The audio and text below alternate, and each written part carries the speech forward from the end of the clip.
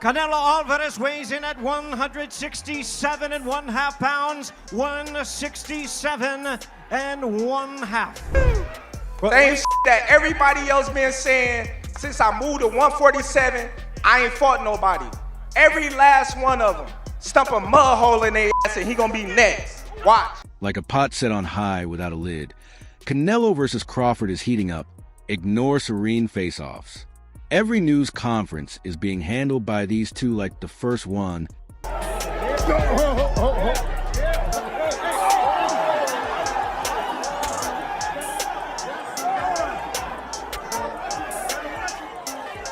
There is so much tension in the air that it could be sliced with a knife. And believe me, on fight night, the verbal blows will hit as cleanly as the punches. Man, do you recall the press conference in New York City where Crawford attempted to push Canelo? Yes, Canelo's regard for Bud was sent to the shadow realm at that precise moment. What I don't respect about Crawford, his work. He say, I'm not gonna do anything I don't want it, or somebody tell me I need to do, and he do it in that. He tried to back me up, not pushing me, but back me up, and that's why. Canelo is now claiming that Bud didn't even come up with the notion. In his ear, Turkey Alshik muttered, "Go push him, bro." For example, what is this? WWE tryouts or a press conference for a championship. Canelo refuses to believe the false smoke. "If you mess with me, it's different," he stated bluntly. And it was clear that he meant each and every word. You pushed him back. Is animosity building, or it's just part of the moment? You know me. No, I'm not fake. I don't like to do that kind of stuff. I always respect my opponents, but they with me, so it's different, you know. What I think is Turkey Alshik told him, "Hey, you need to do something. You see so nervous in Riyadh in the press conference." The humorous portion comes next. Canelo's outburst of laughter made Crawford laugh out loud. Man did not flinch at all, simply grinning like that is adorable champion. That show was essentially handled like a mosquito bite by Bud, not irritating enough to itch. He is now claiming that he can defeat Canelo without even using a knockout. It's a chilly flex. I mean, I'm not here to yell at you. As you swing at air, I'm here to box circles around you. The press conference with the push, what was your reaction to that? I just laughed at it, as you can see. You know, I love things like that. You know, it excites me. I'm more motivated than ever now. As their Wi-Fi fell off in the middle of their Netflix marathon, Canelo fans are out here worrying. Best of all, Crawford stated, "When I win, not if." Wearing the corporate hoodie to a job interview is an example of confidence that verges on rudeness. Man, here is where the press conference devolved into outright ego warfare and lost its civility. In his eyes, Canelo said, "You're a good fighter, but I'm great." Fighter or great fighter? Let me know. I'm a great fighter. So you got your ass whooped by a good fighter, right? You're a good fighter. I'm saying. But I'm great. Okay.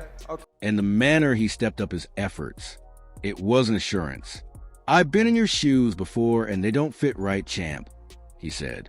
The Bible bomb followed. In essence, Crawford reminded everyone that Dimitri Bivol had transformed Canelo into a frustrated redhead attempting to solve calculus by hitting him with, "Every time you step up, you lose."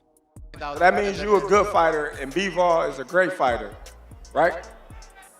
And question. Well, every time you stepped up, you lost. Great fighter. I'm not. That's not trash talk, bro. That's professional jargon. The change in the air was palpable. It wasn't a promotion. This was a proud moment. Belts aren't the only thing at stake in this match. Erasing ghosts is the goal. Canelo wishes to put that bitter memories behind him. Crawford also wants to demonstrate that he is a true great boxer.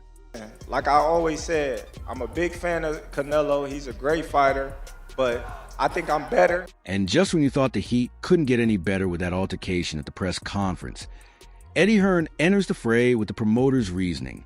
In essence, he's saying, look, Canelo doesn't even want this fight to go that way because you can say, so what if he defeats Crawford? He was smaller. To be honest, he's not incorrect. Like food critics boxing fans have their own preferences. I don't think it's a fight Canelo really wants, if I'm honest, because I think he feels like he won't get a lot of credit beating a light middleweight. And Crawford's going to move a lot in that fight, which is not ideal for Canelo. They'll claim he was elderly if you defeat a legend. They will claim that a smaller man was undersized when you defeat him. It's never sufficient. However, Eddie is also aware that the true smoke Canelo must endure is if Bivol continues to shine at 175. Let's face it, Canelo has already received a math lesson from that dude. So, while we're all shouting checkers, Eddie is playing chess. I mean, like, you know, if Bivol wins, he could fight him for undisputed. That's a very tough fight. What's the other options? You know, Benavidez is up at 175. Obviously, his excellency wants to make that fight, so I guess we could see it. Additionally, Stephen Folsom enters the scene, sounding like the boxer's voice, while Eddie Hearn is over here acting as a matchmaker, as if it were fantasy boxing. Not because of the money talk, but more because Bud has that daring DNA. He's killing it with Crawford. He is prepared to take on the Giants and put himself to the test. Yo, I respect anybody crazy enough to fight uphill battles because I've done the same thing, is essentially what Fulton is saying. And what do you know? He is correct. Crawford's resume will improve if he succeeds in this. It becomes legendary, similar to what you might discuss with your grandchildren. Always went with Crawford this fight. It's nothing against Canelo, because Canelo's a hell of a fighter. I don't know how he is as a person. Neither guy. I don't know how neither of them are as a person, but I like Crawford for challenging himself. Like, that's the type of things I do and I've done. So I like anybody that's willing to challenge him. I adore how Fton keeps things straightforward here. Remain alert, apply your boxing acumen, and resist the urge to join Canelo in a slugfest. That is wisdom, because Crawford is entering a lion's den if he attempts to play power for power.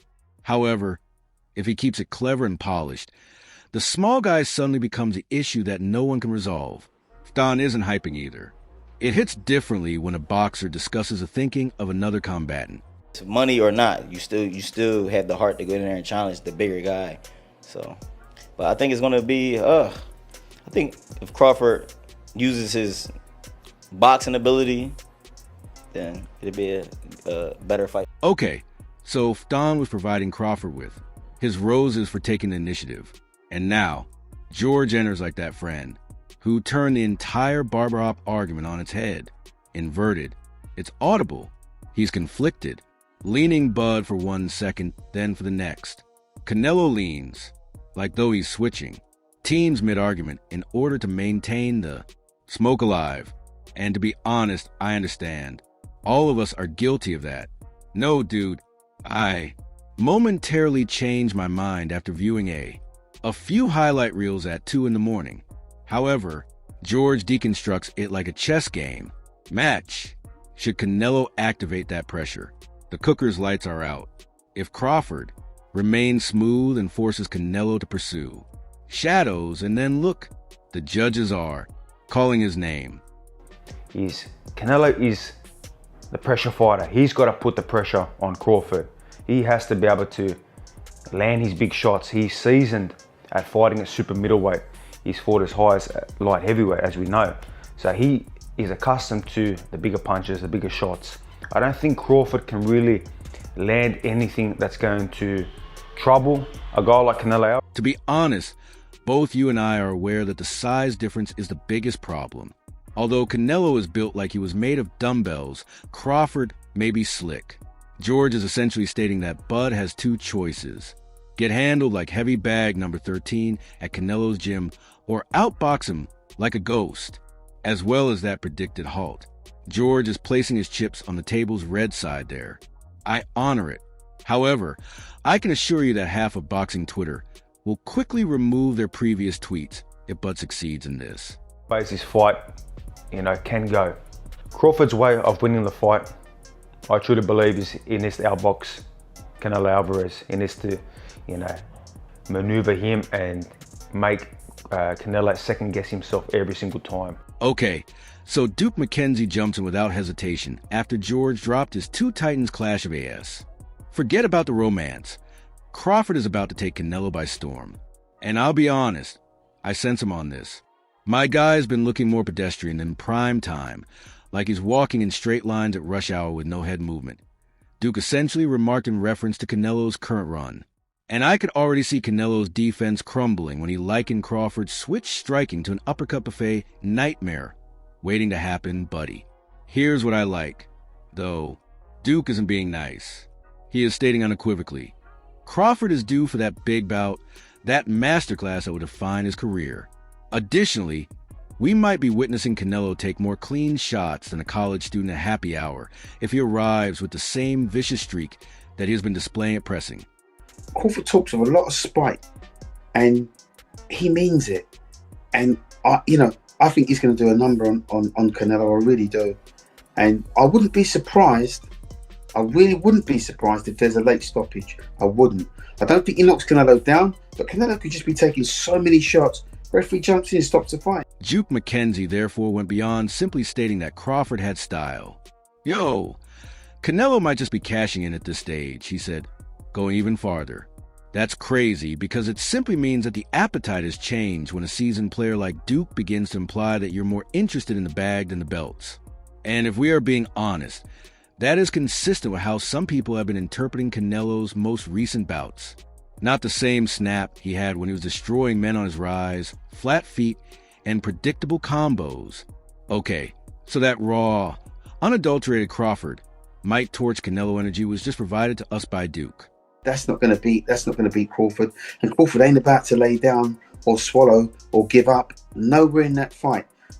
Crawford will go, if he gets beat, which I sincerely doubt, he's going out on his shield. He's going down fighting. That's his. And Dan Rafael slides in after that. And when Dan speaks, it's like the boxing encyclopedia unfolding. Here's the twist, though. He's not merely a nerd. He is treating this argument as though it were the sweet science Super Bowl. In essence, he is arguing, ignore the previous arguments. Ignore the lackluster performances. It will be a completely different beast once these two lock in. And to be honest, I sense him. We all saw both guys appear somewhat slack during the last game. But believe me when I say that fighters don't turn up half sleepy when their reputations are on the line. Big event. It's probably the biggest event of the year in boxing. They're both great fighters. They're both Hall of Famers in waiting.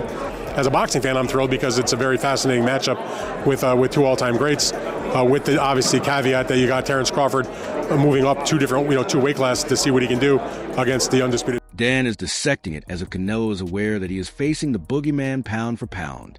Crawford is approaching this as if it were the last boss fight. No cheats or rematch codes, just pure talent and self-confidence. Personally, I think this aspect is fantastic because it conveys a single message. Canelo, we're not falling asleep just to go through the motions.